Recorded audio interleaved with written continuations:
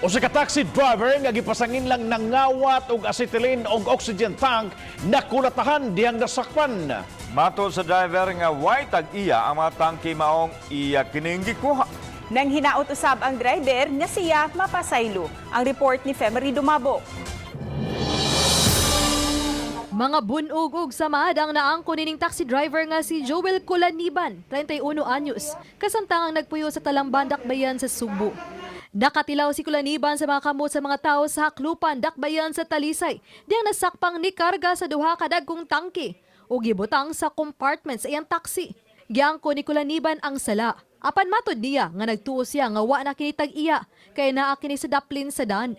Dugang niya nga gikan siya naghatod og pasahero gahapon sa hapon sa barangay Haklupan. Sa iyang pagbalik nagian niya ang duha ka tangke. Dugang niini nga grabing kalisod o nga buot niyang iplete pauli sa ilang pamilya sa Mindanao ang kitaon sa ibaligya unta niyang mga tangke. Piki kayo. Gusto ko muli sa Mindanao niyo, okay masahe. Sabi na ko kalit iya bagay. Dapat mo highway ko. Dugang niya nga sa matag adlaw nga pamasahero, igulang mo tungtong og 200 pesos ang iyang malimpyo. Nang hinaot siya nga mapasaylo. Mga pasaylo sa mga akong gikuan. Kinaot na kasabtan niyo ang kahimtang sa kapait kayo.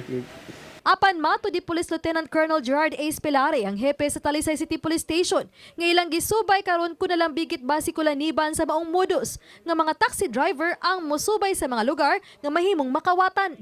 Nakita na mo nga pagkanan din namin nga aksidente sa ubang areas like in San Fernando and Carcar, ang dalang taxi ang suspect na yun mangawat. So, with the arrest of this fellow, we can now solve this cases.